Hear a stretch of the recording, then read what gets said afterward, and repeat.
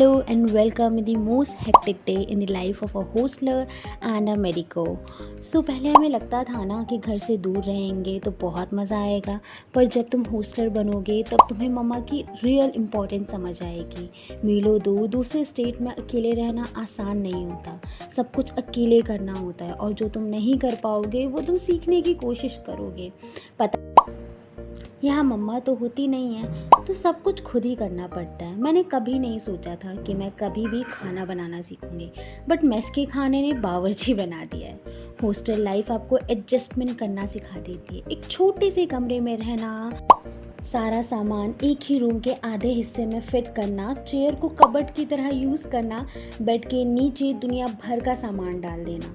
ये छोटे से रूम का छोटा सा कमरा और उसका एक छोटा सा हिस्सा अब मुझे घर जैसे लगने लगा है। तो हर Sunday being a hosteller real struggle शुरू हो जाता है। कौन कहता है संडे को चिल करेंगे भाई, हम तो चिल के नाम पर डीप क्लीनिंग करते हैं। पूरा बेड क्लीन करना, झाड़ू लगाना, डिश वॉशिंग, टेबल ऑर्गेनाइज करना, पोछा लगाना। मुझे तो लगता है ना संडे को मैं बाई ही बन जाती हूँ। आधा संडे तो साफ़ सफाई में ही निकल जाता है।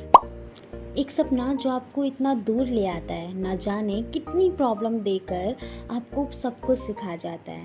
पैसा मैनेज करना, मेस में खाना लेने के लिए स्ट्रगल करना, टमाटर प्याज का भाव तक पता चल जाता है। एक रात पहले ही अगले दिन की पूरी प्लानिंग कर ले, पूरे हफ्ते लंबी लंबी क्लासेस लेना और बस इधर से उधर भागते रहना, पढ़ाई करते रहना, लाइब्रेरी में बैठे रहना, सुबह सुबह जल्दी जल्दी बस ब्रेकफास्ट छोड़ करके क्लासेस अटेंड करना।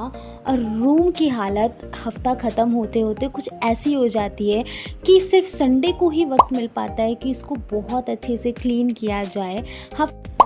और कपड़ों का क्या है, रोज़ रोज़ तो धुलना बिल्कुल भी पॉसिबल नहीं है। संडे को एप्रन तो धुलना ही होता है, उसके साथ हफ्ते भर के कपड़े इकट्ठे हो जाते हैं जिनको धुलना बहुत ज़्यादा ज़रूरी होता है और जो सिर्फ संडे को ही हो पाता है। अब इतनी साफ़ सफाई करने के बाद थकान का हो जाना तो बिल्कुल नॉर्मल था।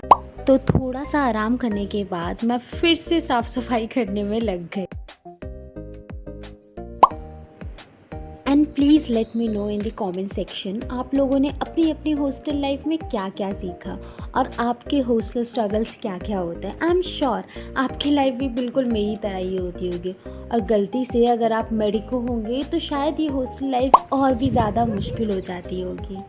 And I really salute to all those who are living in hostel far away from their family to pursue their and finally मेरी साफ़ सफाई ख़त्म हुई and I just went for a bath and just get ready. And उसके बाद मुझे बहुत ज़्यादा भूख लग गई थी तो मैंने जल्दी जल्दी वेजिटेबल्स चॉप करे और क्योंकि आज संडे था तो मैंने मैगी बनाई जो कि बहुत ही ज़्यादा टेस्टी बनी थी।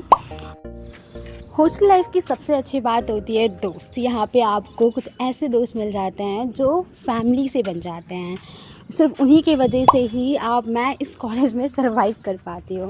एंड अब शाम के 4-5 बज चुके थे और मुझे शूट करनी थी एक डांस वीडियो, लेकिन धूप अभी भी बहुत ज़्यादा थी तो मैं टेरेस पे गई and I just shot a dance video. शाम को मैं अपने दोस्तों के साथ जस्ट चिल करने बाहर गई। And hope you like this video, give a thumbs up, press the bell icon and subscribe my channel and don't forget to follow me on Instagram Preeti-03 Singh। Bye bye.